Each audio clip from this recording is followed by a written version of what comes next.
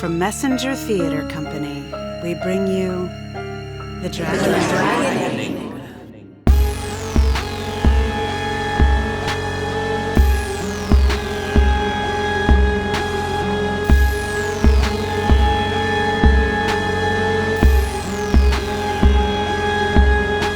Episode 4, Ashley and Ray.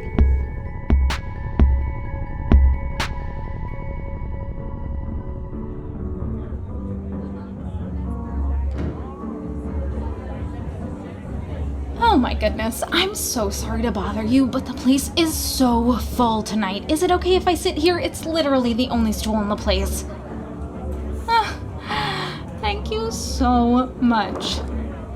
You must have such good karma to have gotten this prime spot at the bar. I don't know. I'm not really sure what karma is entirely. Like, I believe in some sense of circularity of experience. Like, good will come around eventually. And probably bad will too? I don't know. There are all these examples of karma not really working out the way we'd want it to. It might really be random. All of it. My goodness, I'm rambling. I'm sorry. I'm Ashley. Oh, hi, friend. You're from somewhere. I can tell from the accent. Where's that? Oh, sure, of course. That's far away. Did you have a long flight? I don't know if I could do it. A flight that long? What did you do with yourself? Really? What did you watch? That one is so funny. It's the only one of those that I saw. Usually I see so many movies, but this year everything's different. I guess I could be the Doula-ing. That's an interesting theory. I sort of thought it was because I got promoted to management and it's been kicking my ass. What do you do, friend? Really? What do people ask each other for small talk there, then? Seriously? Wow. Maybe I should move. I don't know. I've been thinking about getting out of town for years. No, I love it here, I do. It's just that it can be a grind, you know? And you always wonder what your life would have been like if you'd taken another path, don't you? I mean, don't you? Golly. I just wish I'd ever been that sure. Have you always been that way? I'm so jealous. Oh, you know, did I choose the right college? The right major? The right boyfriend? The right city to live in? The right apartment? The right neighborhood? The right job? Every point could have gone another way, you know? But somehow, you don't feel like that? Is that because of where you're from, do you think?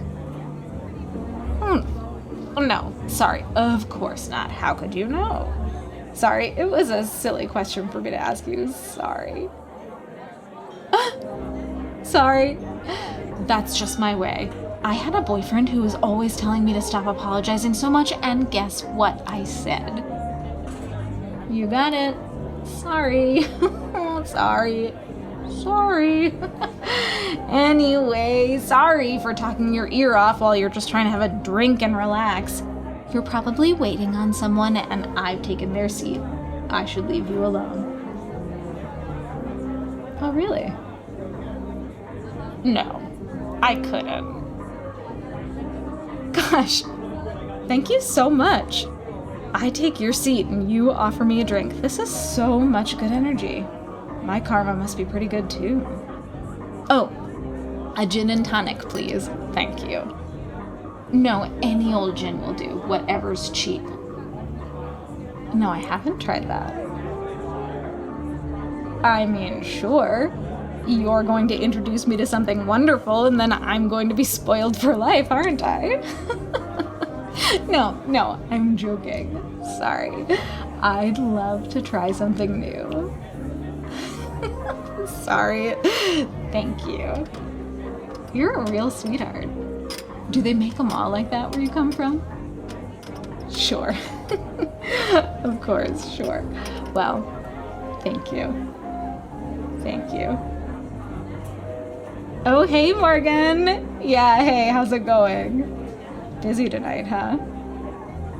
Oh, this is Brent.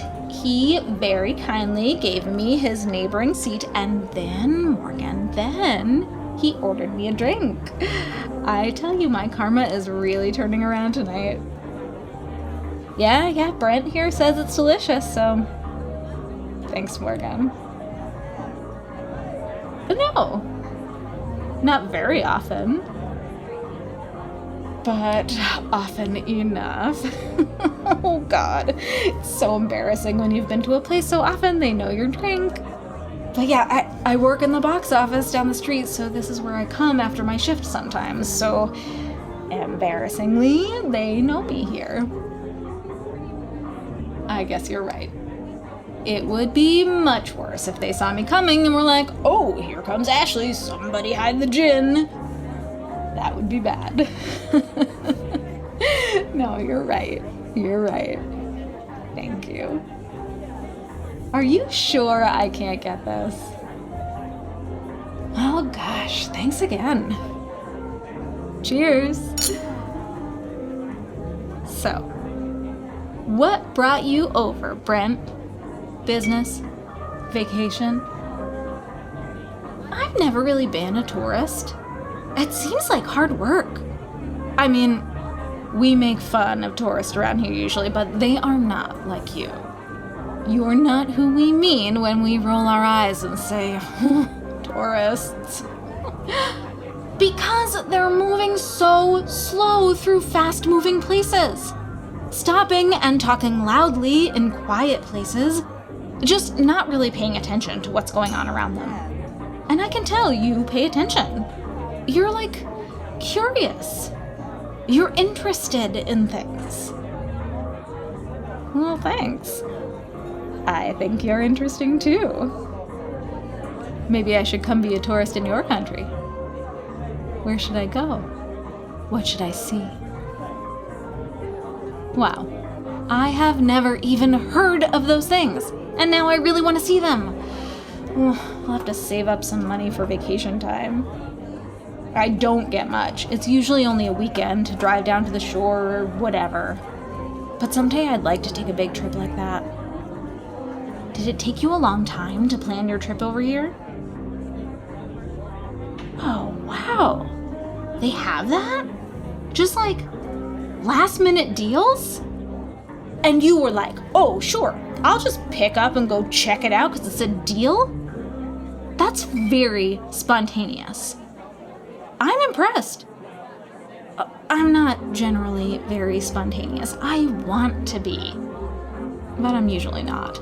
I mean, I'm a regular here, so that probably tells you something. Well, thank you. I think I have good taste too, but I am biased. Were you always spontaneous, or did you learn it somehow? Yeah, I think it's probably one of those things that's our personality. We're like born with some traits. Probably spontaneity is one of those personality markers, you know, like extroversion, introversion, or something. Or openness. Where you fall on the openness spectrum is a thing. Though I don't really know what it means. Sorry. I think I'm pretty open, but maybe openness is spontaneity? And I'm just not as spontaneous as I would like to be. Gosh, I don't remember what the other measures are. Sorry. Apparently they are the only scientifically accurate personality measures. Well, they say that Myers-Briggs is basically junk science, although it does feature one of the same aspects, so I don't think it's 100% junk. Yeah. Over at the theater I work at, the management got all obsessed with Myers-Briggs and made the whole staff take the test. Me? I'm an ENFP. Did you ever take it? That makes sense. I can see that. I mean, it's junk science, but it's fun to think about. Like, astrology. I think it's probably all a silly game. But I'd still love to know what your sign is. It all goes together like a personality puzzle. Who, me? Aries. If you don't know, I'm not going to tell you. Well, it's the ram. Best beware my horns. No, a ram's horns aren't sharp, but they will headbutt you with them if you're in their way. Sweet as a little lamb, but beware the horns of the full-grown ram. Oh yeah, I'm very dangerous. Very. Hasn't anyone warned you? I'm dangerous, right, Morgan? See, she told you. Really? Everyone's been talking your ear off about dragons, huh? Well, I'm glad I'm the first to actually give you a normal experience. Everyone's so obsessed. It's like you need a dragon-free zone. There should be bars and cafes where you can't talk about them. Just moratorium on boring old dragon talk. No. I'm sure it was like this during the Depression. At some point, probably, everyone had just had enough Depression talk. And that's why they went to the movies. Especially the big splashy ones and the comedies. I like those big splashy ones the best. Yeah, it's hard to find screenings of them. But I'd love to see all the Busby Berkeley movies on a big screen. Oh yeah, we do have an art house cinema here, and they show classic films a couple days a week. But they're almost always the serious ones, like award winners or something. I mean, Citizen Kane is fine, but I'd like to see, like, Gold Diggers of 1933. Have you seen that? See, they probably don't show those where you're from either. It's hard to even find them on TV. But I really want to see it on the big screen one day. What gave me away? The box office job? Well, yeah, that's how I got the job. I went in to audition for She Loves Me and saw a job notice for the box office.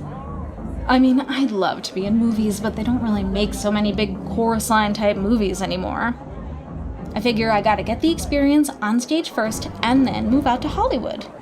See if I can inspire someone to do some Busby Berkeley revivals. Thank you. I think I can be pretty persuasive. Speaking of which, could I persuade you to come back to my apartment? Sorry to be so forward. It's kind of a citywide personality change, but probably foreign men find it a little jarring. Sorry. Are you jarred? Oh, good. Okay. It's not far from here. Let's go.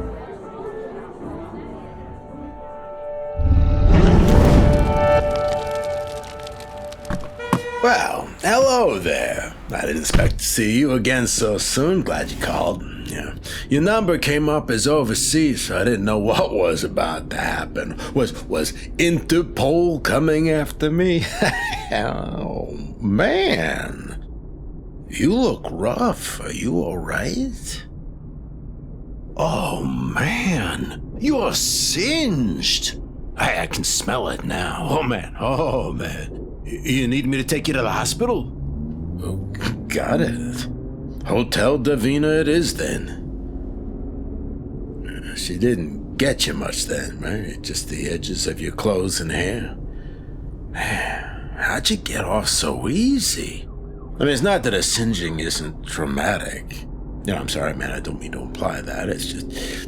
It's just that if you were close enough to get singed, you could have been eaten or torched or... She did what? She told you to run? Wait. Stop. Tell me that again.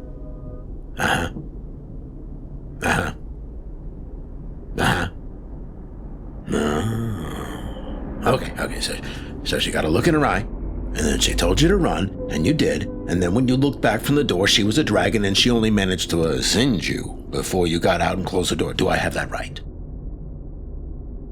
Oh, man. What was the look in her eye? What was it like? Was it like a glare? Her pupils. What, like a cat? Or a snake? Oh, damn, man. I wish I spent more time looking at animals' pupils. Who has a diamond shape? Listen, man, I'm sorry. Oh, what do you need? I got a flask of whiskey in the glovey. I mean, it's not for me, you understand. It's for situations like these. Well, you need a swig. How'd it happen, man? It's pretty unusual that she warned you. That's a first. Okay, you're at her place. You're not afraid. Glass of wine and some crackers. That's nice. Oh, you said that, yeah. You're not afraid. She's nice and sweet. Oh, I'm starting to see where this is going. Well, she got mad that you weren't afraid, my man. Dragons feed on fear.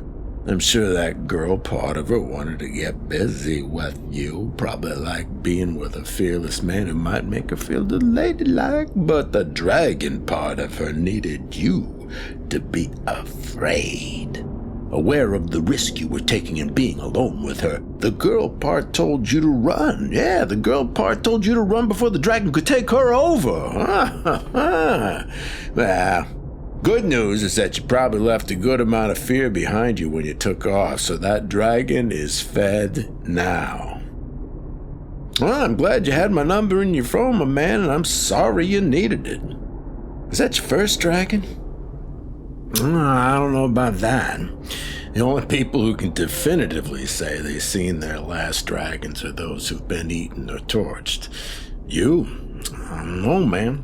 I'm sorry. Oh. Yeah, sure, if I had anywhere to go, I'd get out of here too, but reports are going around. I mean, we're not under quarantine here. They can go anywhere they want. They might have already gone. See? Yeah, no, yours wants to go to Hollywood. Yeah, and others have dreams of foreign lands or dragons. They will travel. I can pretty much guarantee that this will not be the only dragon city. You know, Willie's working on projections for how far the dragoning is gonna spread. Oh, he told you. Well, check and see if your city's on the list and hope that the dragoning will be slow to arrive. Maybe you have seen your last dragon. I know I haven't. Here you are, my man. Take care and have a safe flight home. Good luck and take care of those burns.